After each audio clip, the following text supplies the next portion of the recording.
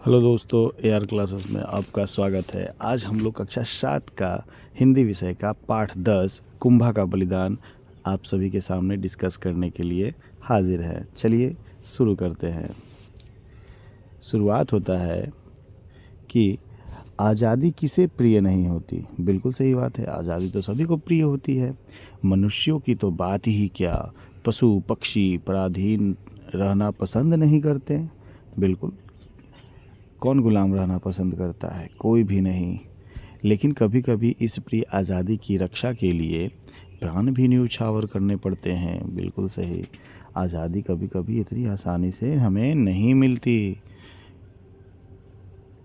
देखिए, राजपूतों की छोटी सी रियासत बूंदी, कहाँ की बात की जा रही है? बूंदी एक जगह था, ठीक है। वहाँ पे ये राणा कुंभा शासन करते थे। तो देखिए, चलिए देखते हैं वहाँ क्या बात है। वहाँ के वासी थे आज़ादी के परवाने, मतलब आज़ादी को मानने वाले। हाड़ जाति के राजपूत, परमवीर, नितांत स्वाभिमानी, अपनी मातृभूमि की आन बान के लिए हरदम मर मिटने को तैयार। मातृभूमि मतलब जहाँ उन्होंने जन्म लिया, उस भूमि को वो अपने बलिदान से रक्षा करते थे। लेकिन शीघ्र ही उनकी वीरता की परीक्षा की घड़ी आ पहुंची। बोलने से खाली वीरता कोई थोड़े प्राप्त हो जाता है, वीरता प्राप्त हो जाता है। देखिए, वीरता की परीक्षा होगी अब। चित्तौड़ के महाराणा ने बूंदी को अपनी प्रचंड सैन्य शक्ति के बल पर अपने अधीन करना चाहा। समझ रहे हैं क्या बात बोला जा रहा है? कहा जा रहा है कि जो चित्तौड़गढ़ के जो राजा थे, जो महाराणा प्रताप थे, उनको कौन नहीं जानता। उन्होंने क्या किया कि अपनी प्रचंड सैन्य शक्ति के बल पे बूंदी को अपने अधीन में लाना चाहा। बूंदी के हाड़ राजपूतों ने डट कर युद्ध किया। राणा को इस युद्ध में मुँह की खानी पड़ी मतलब हैं, मुँह पर मुँह पर पिटाई लग गया नहीं, मुँह की मतलब उनको हारना पड़ा, हार गए वो। बूंदी की छोटी सी रियासत के उन जाबाज सपूतों ने चित्तौड़ के शक्तिशाली राणा को धूल चटा दी। इस अपमानजनक पराजय से राणा तिलमिला उठे। तिलमिलाना तो जायज़ था, इतने बड़े शासक को एक छोटा सा प्रांत हरा देता है तो तिलमिलाना तो वाजिब है। वे क्रोध से आग बबूला होकर प्रतिज्ञा कर बैठे। क्या प्रतिज्ञा कर लेते हैं? कहते हैं, जब तक बूंदी पर अपना झंडा नहीं फहरा दूंगा, तब तक एक बूंद पानी भी नहीं पीऊंगा। जा, ये तो राणा प्रताप फंस गए।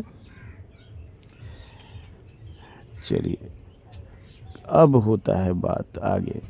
बूंदी छोटा सा राज्य सही, पर उसे चुटकियां बजाते तो जीता नहीं जा सकता था। हाँ, बूंदी भले ही छोटा सा राज्य था, लेकिन इतना आसानी से किसी क्षेत्र को जीत नहीं पाते। जल्दीबाजी में बिना पूरी तैयारी किए युद्ध करने पर चित्तौड़ को फिर पराजय का मुंह देखना पड़ता। पूरी तैयारी और युद्ध में काफ़ी समय लगने की संभावना थी। ऐसी परिस्थिति में राणा की प्रतिज्ञा का क्या हो? राणा अपनी प्रतिज्ञा से तिल भर भी डिगने को तैयार नहीं थे। मतलब राणा प्रताप ने प्रतिज्ञा कर ली थी कि जब तक मैं बूंदी को अपने अधीन नहीं करूंगा, तब तक मैं पानी नहीं पीऊंगा। सोच विचार के बाद एक मंत्री को यह उपाय सूझा। क्या उपाय सूझा? कि बूंदी का एक नकली किला बनाया जाए और राणा उसे जीत कर अपनी प्रतिज्ञा पूरी कर ले। फिर वे अन्न जल ग्रहण कर लेंगे। बाद में भली भांति तैयारी करके बूंदी का असली किला जीत जाएं। सही बात है, यानी उनके मंत्रियों द्वारा प्लानिंग किया गया कि नकली तो नकली ही सही, कम से कम एक बूंदी जैसा किला बना देते हैं। अगर वो जीत जाएंगे राणा जी, तो वह अपना प्रतिज्ञा को तोड़ देंगे और पानी उन्हीं पी पाएंगे। यह उपाय सबको पसंद आया। वाह! फिर तो तुरंत एक मैदान में बूंदी का नकली किला बनाया जाने लगा। तभी चित्तौड़ की सेना का एक हाड़ सैनिक जंगल से शिकार खेल कर लौटा। किला बनते देख वह ठिठक गया। मतलब थोड़ी देर के लिए रुक गया।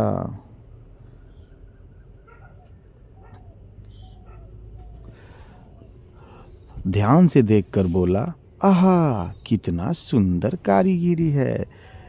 ठीक वैसा ही द्वार, वैसा ही परकोटा, वैसा ही बुर्ज। बूंदी के किले की हूबहू नकल की गई है। मेरी मातृभूमि बूंदी, तुझे प्रणाम है। यह कहकर उसने उस किले के सामने अत्यंत सम्मान से सिर झुका लिया। कौन थे वो कुंभा थे, राणा कुंभा। लेकिन सैनिक का कौतूहल शांत नहीं हुआ। उनके मन में एक प्रश्न घूमता रहा, आखिर बूंदी का किला, यह नकली किला यहाँ क्यों बनाया जा रहा है?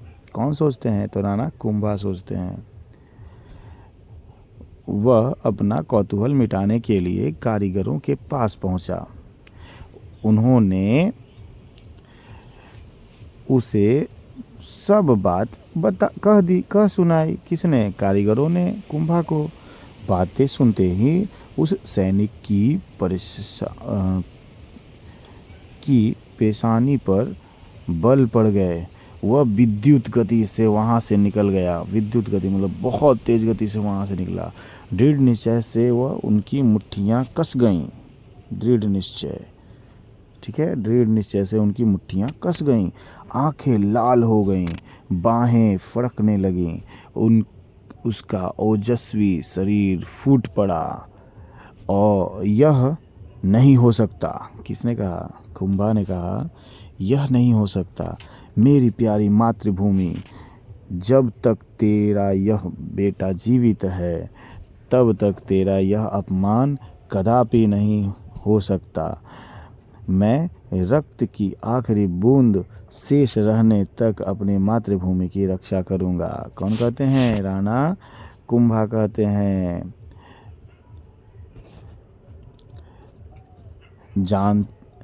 राणा कुंभा कहते हैं। अब यहाँ से जानते हैं कौन था यह सैनिक? था वीर हाड़ राजपूत कुंभा। जी हाँ, बताया ना आपको कौन था, तो वो कुंभा जी थे। इसकी मातृभूमि थी बूंदी, यानी राणा प्रताप, ये राजपूत जो कुंभा जो थे उनका मातृभूमि कहाँ थी? बूंदी थी। तो वो नकल ही सही, लेकिन अपनी कौन मातृभूमि को हारता हुआ देखना चाहता था। तो इसीलिए कुंभा ने प्रण ठान लिया कि मैं अपनी आखिरी बूंद तक लड़ूंगा, लेकिन बूंदी को हारने नहीं दूंगा। पर यह बहुत समय से चित्तौड़गढ़ के कुंभा जो थे ना, वो महाराणा प्रताप के सैनिकों में ही काम करते थे, भले वो बूंदी के थे। बूंदी के कुछ और हाड़ राजपूत भी राणा की सेना में सैनिक थे। सभी पर परम स्वामी भक्ति, परम वीर, सब बहुत ताकतवर थे। सब अपने राजा के प्रति सभी का अपना लगाव था। ये सभी राणा के लिए हरदम मरण मिटने को तैयार रहते थे, पर अपनी मातृभूमि बूंदी को अपमानित करने का यह नाटक इनके लिए अत्यंत असहनीय था। मतलब इनको बहुत बुरा लग रहा था कि मेरी मातृभूमि को हराने के लिए ये नकली बनाया गया है, ये बहुत ही गलत बात है। सब चित्तौड़ वासी इन हाड़ राजपूतों की इस नाराज़गी से बेखबर थे। मतलब किसी को कानो कान खबर नहीं हुई कि राणा कुंभा और उनके साथ जो हाड़ राजपूत थे वे सब ऐसा कुछ योजना बना रहे हैं। योजनानुसार राणा दूसरे दिन बूंदी के नकली किले को जीतने के लिए सेना लेकर चल पड़े, एकदम निश्चित जीत के बारे में पूरी तरह आश्वस्त, क्योंकि वास्तविक युद्ध नहीं, युद्ध का नाटक ही तो होना था। सब तो यही सोच के अर्थ गया है, नाटक तो है, जाके जीत लेंगे तुरंत भर में, क्या होगा। राणा के वहाँ पहुँचने पर हल्का फुल्का प्रतिरोध करने के बाद बूंदी के नकली सैनिकों को हथियार डाल देने थे। हाँ, मतलब थोड़ा बहुत लड़ना था, उसके बाद हथियार डालकर राणा के सामने या महाराणा प्रताप के सामने आ जाना था। लेकिन देखिए क्या होगा। लेकिन यह क्या, नकली किले में घुसने से पहले ही राणा को तीर की जोरदार बौछार का सामना करना पड़ा। तीर की बौछार, ये कौन कर रहा था भाई? तीर की बौछार कर रहा था वे जो कुंभा थे और उनके जो साथी थे। तीर ठीक लक्ष्य साध कर छोड़े जा रहे थे। राणा ने बड़ी मुश्किल से अपने को बचाया। यह सब कुछ अप्रत्याशित था, मतलब ये सब सोचा नहीं गया था, अचानक होने वाली घटना थी। कोई नहीं जान पाया कि यह कैसे हुआ। अब राणा का सेनापति यह जानने के लिए आगे बढ़ा कि मांजरा क्या है। हम लोगों ने तो प्लानिंग किया था कुछ और, यहाँ हो रहा है कुछ और। तभी अंदर से हाड़ राजपूत वीर कुंभा का गर्जन सुनाई पड़ा। सेनापति जी, खबरदार, पीछे हटिए। कुंभा कहते हैं, हमारे जीते जी आप बूंदी के किले में पैर नहीं रख पाएंगे। अंदर आने के लिए आपको बूंदी के वीरों की लाशों पर से गुजरना होगा। कुंभा हड़का दिए।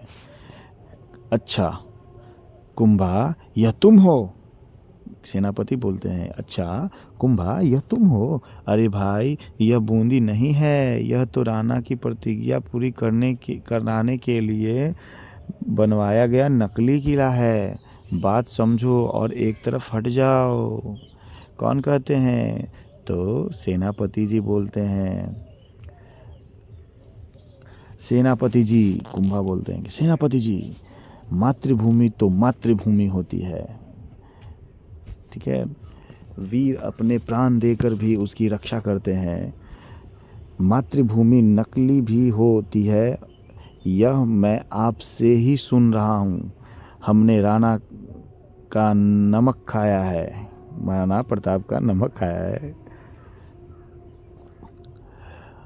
हम उनके सेवक हैं, उनके लिए प्राण तक दे सकते हैं, पर किसी के भी हाथों इस तरह अपनी मातृभूमि बूंदी का अपमान कदापि नहीं सहन करेंगे। कौन कहते हैं? तो महाराणा कुंभा कहते हैं।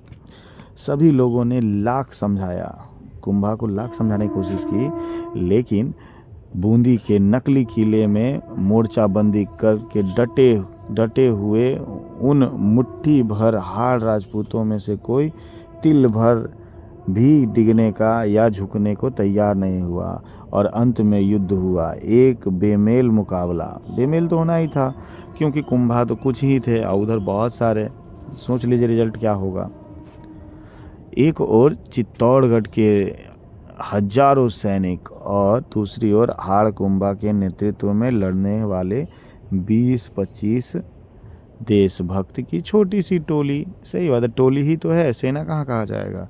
कुछ ही लोग तो थे, 20-25 थे, जो बूंदी के उस नकली किले में मातृभूमि के प्रति प्रेम की भावना लिए हुए उसकी रक्षा करते हुए मर मिटी।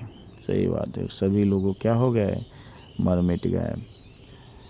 जब तक एक भी हाड़ राजपूत जिंदा रहा, चित्तौड़ का एक भी सिपाही बूंदी के उस नकली किले में प्रवेश नहीं कर पाया। कहानी का अंत हो गया। ये कहानी का अंत हो गया। राणा जीता, कुंभा और उसकी टोली हार गई। राणा यानी महाराणा प्रताप जीत गए, लेकिन कुंभा क्या हो गए, हार गए।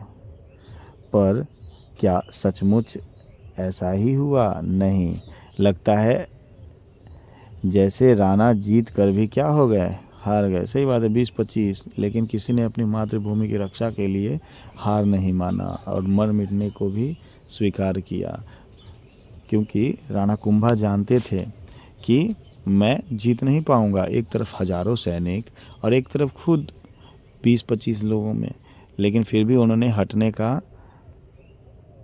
नाम नहीं लिया और उन्होंने कहा मैं अपना बलिदान दे दूंगा, लेकिन यहाँ से हटूंगा नहीं।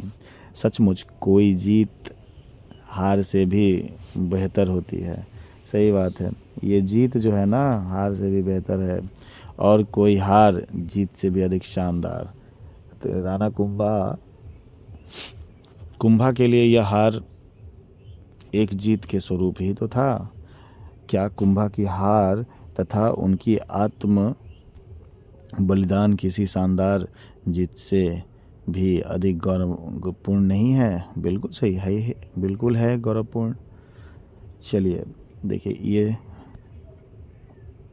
आपका चैप्टर कंप्लीट होता है और अब इसके कुछ शब्दार्थ हैं, जैसे पराधीन यानी गुलाम, प्राण यानी जान, जाबाज जान की बाजी लगाने वाला, पराजय मतलब हार कोई नहीं सहना चाहता था, आग बबूला होना मतलब क्रोधित हो जाना, संभावना आशा या उम्मीद रखना, ठिठकना यानी थोड़ी देर के लिए रुक जाना। जो ठिठक नहीं गए थे राणा कुंभा, जो उन्होंने देखा कि नकली बन रहा है, अरे बड़ा सुंदर है, लेकिन क्यों बन रहा है, पता चलने के बाद उनको पता चला कि वो ये तो गड़बड़ है भाई। परेशानी माथा, मस्तक, असहाय न सहने योग्य, प्रतिरोध विरोध, मुकाबला, बदतर अत्यधिक खराब, आज़ादी के परवाने आज़ादी के लिए संघर्ष करने वाले लोग,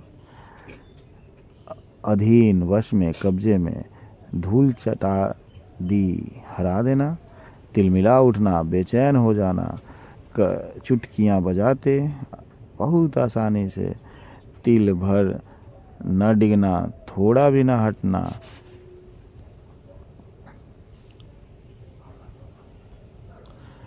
परकोटा देखिए क्या है ना, गढ़ की रक्षा के लिए निर्मित एक ऊंची 4 दीवारी होती थी। कहने के लिए एक तरह का ऊंचा जगह जहां से देखा जा सकता था कहाँ युद्ध हो रहा है। विद्युत गति मतलब बिजली की गति, बहुत तेज से चलना। अवास्तविक यानी असली, अप्रत्याशित जिसकी आशा न की गई हो, और गौरवपूर्ण सम्मान से युक्त, महत्वपूर्ण। देखिए ये चैप्टर यहाँ पे होता है कंप्लीट। इसका प्रश्न उत्तर जो है हम लोग अगले वीडियो में कर लेंगे। चलिए धन्यवाद।